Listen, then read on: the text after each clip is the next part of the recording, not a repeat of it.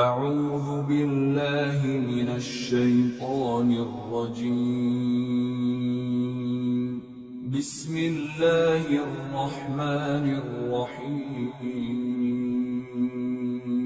سورۃ البقرہ آیت نمبر 123۔ واتقوا يوما لا تجزي نفس عن نفس شيئا ولا يقبل منها عدل ولا تنفعها شفاعة ولا هم ينصرون۔ ترجمہ: اور اس دن سے ڈرو جس دن کوئی شخص بھی کسی کو کچھ کام نہیں آئے گا، نہ کسی سے کسی قسم کا فدیہ قبول کیا جائے گا، نہ اس کو کوئی سفارش فائدہ دے گی اور نہ ان کو کوئی مدد پہنچے گی۔ تفسیر: بنی اسرائیل پر اللہ تعالیٰ کی نعمتوں اور ان کے مقابلے میں بنی اسرائیل کی نافرمانیوں کا جو ذکر اوپر سے چلا آ رہا ہے، اس کا آغاز آیت 47 اور 48 میں تقریباً انہی الفاظ سے کیا گیا تھا۔ اب سارے واقعات تفصیل سے یاد دلانے کے بعد پھر وہی بات ناصحانہ انداز میں ارشاد فرمائی گئی ہے کہ ان سب باتوں کو یاد دلانے کا اصل مقصد تمہاری خیر خواہی ہے اور تمہیں ان واقعات سے اس نتیجے تک پہنچ جانا چاہیے۔ آیت نمبر 124۔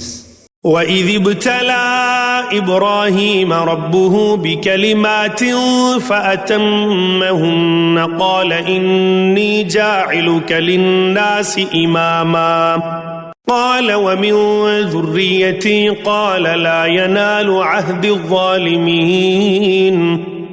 ترجمہ: اور وہ وقت یاد کرو جب ابراہیم کو ان کے پروردگار نے کئی باتوں سے آزمایا اور انہوں نے وہ ساری باتیں پوری کی۔ اللہ نے ان سے کہا، میں تمہیں تمام انسانوں کا پیشوا بنانے والا ہوں۔ ابراہیم نے پوچھا، اور میری اولاد میں سے؟ اللہ نے فرمایا، میرا یہ عہد ظالموں کو شامل نہیں ہے۔ تفسیر: یہاں سے حضرت ابراہیم علیہ السلام کے کچھ حالات و واقعات شروع ہو رہے ہیں، اور پچھلی آیتوں سے ان واقعات کا دو طرح گہرا تعلق ہے۔ ایک بات تو یہ کہ یہودی، عیسائی اور عرب کے بت پرست، یعنی تینوں وہ گروہ جن کا ذکر اوپر آیا ہے، حضرت ابراہیم علیہ السلام کو اپنا پیشوا مانتے تھے، مگر ہر گروہ یہ دعویٰ کرتا تھا کہ وہ اسی کے مذہب کے حامی تھے، لہٰذا ضروری تھا کہ حضرت ابراہیم علیہ السلام کے بارے میں صحیح صورتحال واضح کی جائے۔ قرآن کریم نے یہ بتلا دیا کہ ان کا تینوں گروہوں کے باطل عقائد سے کوئی تعلق نہیں تھا، ان کی ساری زندگی توحید کی تبلیغ میں خرچ ہوئی اور انہیں اس راستے میں بڑی بڑی آزمائشوں سے گزرنا پڑا جن میں وہ پورے اترے۔ دوسری بات یہ کہ حضرت ابراہیم علیہ السلام کے دو بیٹے تھے، حضرت اسحاق اور حضرت اسماعیل علیہ السلام۔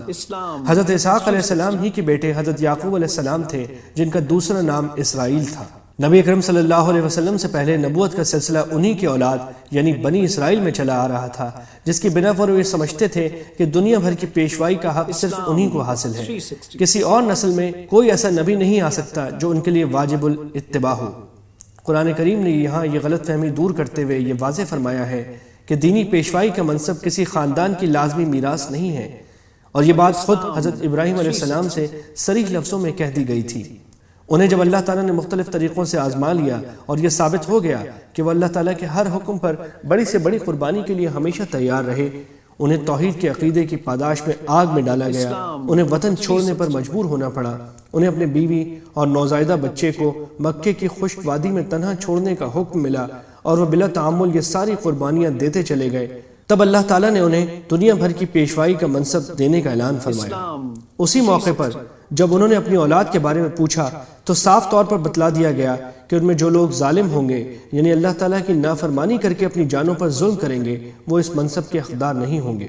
بنی اسرائیل کو صدیوں آزمانے کے بعد ثابت یہ ہوا ہے کہ وہ اس لائق نہیں ہے کہ قیامت تک پوری انسانیت کی دینی پیشوائی ان کو دی جائے۔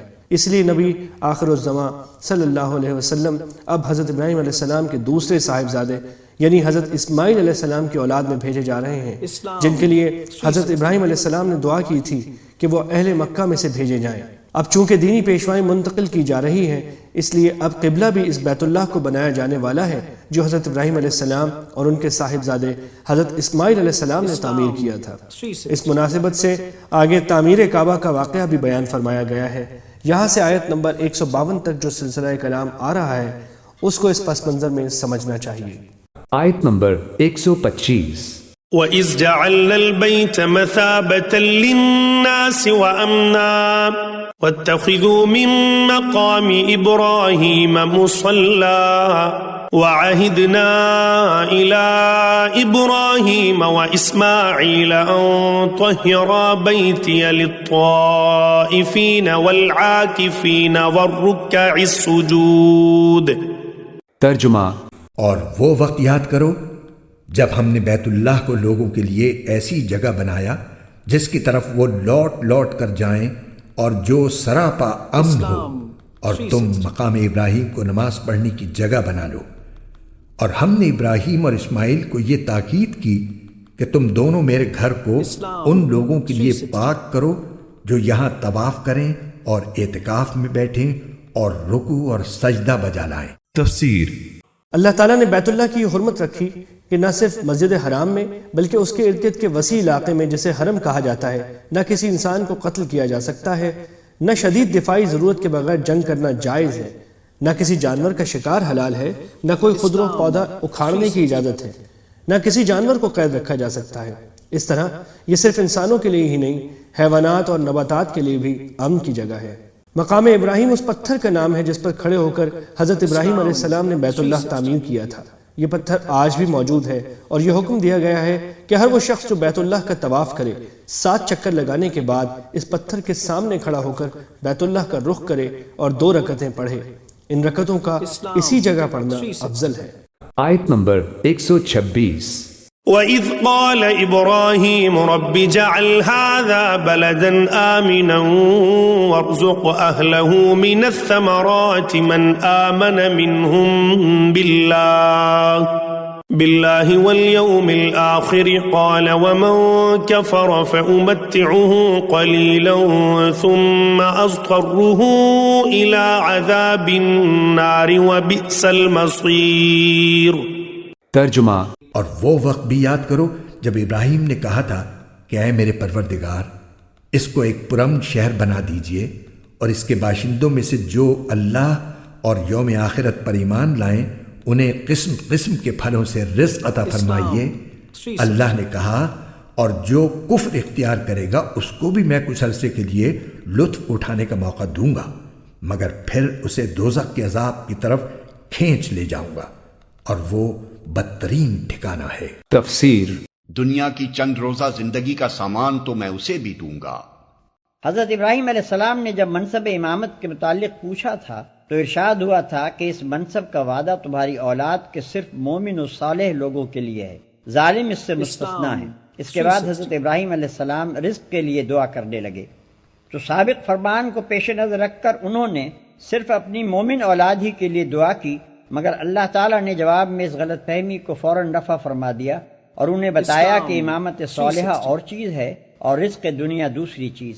امامت صالحہ صرف مومنین صالحین کو ملے گی، مگر رزق دنیا مومن و کافر سب کو دیا جائے گا. اس سے یہ بات خود بخود نکل آئی کہ اگر کسی کو رزق دنیا فراوانی کے ساتھ مل رہا ہو تو وہ اس غلط فہمی میں نہ پڑے کہ اللہ اس سے راضی بھی ہے اور وہی خدا کی طرف سے پیشوائی کا مستحق بھی ہے.